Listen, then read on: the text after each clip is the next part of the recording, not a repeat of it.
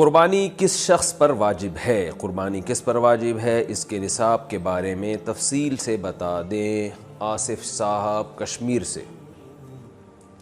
جناب آصف صاحب، قربانی کے نصاب میں 5 چیزیں دیکھی جائیں گی، 5، یہ خوب اچھی طرح دماغ میں بٹھا لیں۔ اور یہ 5 چیزیں کس دن دیکھی جائیں گی؟ بقرعید کی صبح صادق، یعنی 10 ذی الحجہ کی صبح صادق سے لے کر 12 ذی الحجہ کے غروب آفتاب، یعنی یہ جو 3 دن ہے نا قربانی کے، 10، 11، 12، ان 3 دنوں میں کوئی شخص صاحب نصاب ہو تو اس پر قربانی واجب ہے۔ صاحب نصاب کا مطلب کیا ہے؟ یہاں پر قربانی پر خوب سمجھ لیں۔ سونا ہو کسی کے پاس، یا چاندی ہو، یا مال تجارت ہو۔ تجارتی مال کا مطلب وہ چیز جو بیچنے کی نیت سے خریدی ہو، کوئی پراپرٹی ہے بیچنے کے لیے خریدی، دکاندار کا جو جتنا سامان دکان میں پڑا ہوتا ہے سب بیچنے کے لیے خریدا ہوتا ہے، کوئی کپڑا آپ نے خریدا تھا، خریدتے ہوئے بیچنے کی نیت تھی، تو یہ تجارتی مال کہلاتا ہے۔ چوتھی چیز ہے نقد رقم، کیش، یعنی جو بھی آپ کے پاس بینک میں یا جیب میں جو کیش اماؤنٹ پڑا ہوتا ہے، یہ 4 چیزیں ہو گئی۔ 5ویں چیز ہے ضرورت سے زائد سامان۔ ضرورت سے زائد سامان میں بہت تفصیل ہے، آسان اس کی ایک جو ہم اگر ضبط کر سکتے ہیں تو وہ چیز جو پورے سال بھی استعمال نہ ہوتی ہو، گھریلو چیزوں میں وہ چیزیں جو پورے سال بھی استعمال نہ ہوتی ہوں، جیسے کپڑے کوئی یا برتن ہے، ڈنر سیٹ ہے، پورے سال استعمال نہیں آتا۔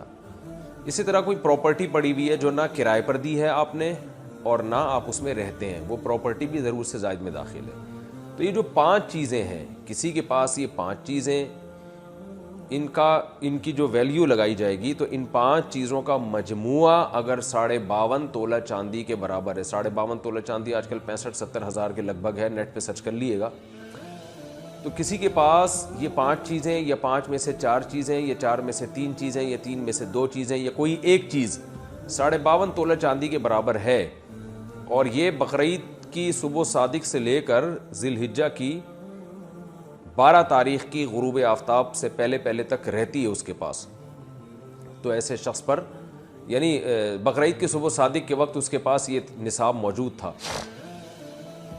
اور یہ 13 تاریخ کی ذی الحجہ تک اس کے پاس یہ نصاب موجود رہتا ہے، تو وہ صاحب نصاب کہلائے گا۔ 13 تاریخ نہیں، 12 تاریخ، 10، 11، 12، 3 دن، تو وہ صاحب نصاب کہلائے گا اور اس پر قربانی واجب ہے، بشرطے کہ یہ جو 5 چیزیں یا 4 یا 3 یا 2 چیزیں میں نے بتائی ہیں، ان میں سے سب سے پہلے قرضہ مائنس کیا جائے گا، یعنی قرضہ مائنس کر کے 52.5 تولہ چاندی کے برابر بن رہا ہو۔ اسی طرح گیس بجلی کا بل جو ان کے اوپر لازم ہے وہ بھی اس میں سے، یا جو مہینے کا راشن آئے گا وہ بھی مائنس کیا جائے گا، جو گھر کا ضروری راشن ہوتا ہے نا وہ بھی مائنس کیا جائے گا۔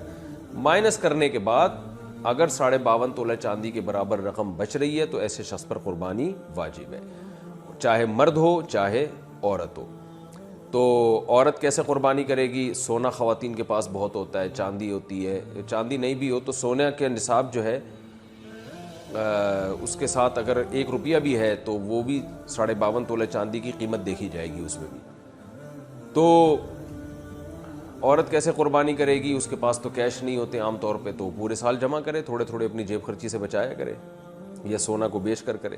البتہ کسی کے پاس صرف سونا ہی ہے اور یعنی باقی 4 چیزوں میں سے کچھ بھی نہیں، 1 روپیہ بھی نہیں ہے، تو پھر 7.5 تولہ سونا جب تک نہیں ہوگا قربانی واجب نہیں ہوگی۔ یعنی سونے کے ساتھ اگر چاندی ہے یا پیسے ہیں یا تجارتی مال یا ضرورت سے زائد سامان ہے، پھر سونے کی ویلیو دیکھی جائے گی، سونے کو نہیں دیکھا جائے گا۔